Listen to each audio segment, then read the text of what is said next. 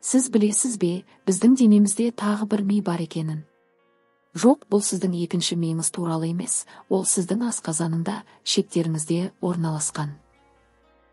Иә, шек тек тағамды қорытып қана қоймай, эмоцияларымызға, көңіл күйімізге, тіпті иммундық жүйемізге әсер ететін таңқаларлық орган. Ғалымдар оны екінші ми деп атайды, және бұл тек метафора емес. Шектің миға әсері. Шекте миллиардтаған нейрондар бар, оларды зерттеушілер энтерикалық жүйке жүйесі деп атайды. Бұл жүйе мидың нейрондарымен байланса отырып, біздің эмоцияларымызға сигнал жібереді. Мысалы, стресстік жағдайда шек қатты ауырады деп сезінеміз. Бұл сезім кездейсоқ емес, шек нейрондары арқылы миды хабардар етеді. Ғалымдар шек микробиомын зерттегенде, шектегі бактериялардың біз ойлағаннан да көп рөл атқаратынын анықтады. Олар серотониннің 90-дан астамын өндіреді. Серотонин көңіл күйді көтеретін гормон. Яғни шегіміздегі бактериялар біздің қуанышымызға тікелей ықпал етеді. Қызықты факт, шек пен көңіл күй байланысы. Сізді таң қалдыру үшін тағы бір факт, кейбір зерттеулер көрсеткендей, пробиотиктерді қолдану депрессия симптомдарын азайтуға көмектеседі. Бұл біздің көңіл күйіміздің бір бөлігі біздің шегімізге байланысты екенін дәлелдейді. Тіпті асқазан ұйқышылдыққа немесе қобалжуға жауап береді деген тұжырым бар. Шек пен иммунитет.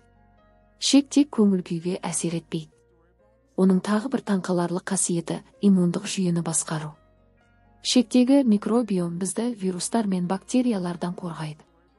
Денесі сау адамдағы шек микробиомы тепе-теңдікте болады, ал тепе-теңдік бұзылғанда аллергия, асқазан шек аурулары пайда болуы мүмкін. Күнделікті өмірге кеңес. Сондықтан өз асқазаныңызға қамқор болу өте маңызды. Қарапайым кеңестер. Күнделікті пробиотиктер мен ферменттелген тағамдарды қосу, йогурт, кефир, кимчи. Қантты көп қолданбау, өйткені ол зиянды бактерияларды көбейтеді. Стрессті басқару, өйткені шек жүйке жүйесі арқылы миды сезеді. Қорыта келгенде, сіздің шегіңіз тек тағамды қорытып қана қоймай, сіздің эмоцияңызды, иммунитетіңізді, тіпті жүрек қан тамырларыңызды да бақылайды.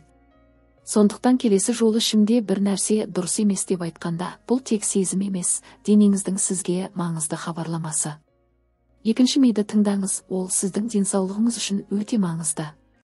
Егер сіз осы видеодағы ақпаратты таңқаларлық деп тапсаңыз, лайк басып, арнаға жазылыңыз, себебі денсаулық туралы қызықты және естімеген фактілер әлі алда.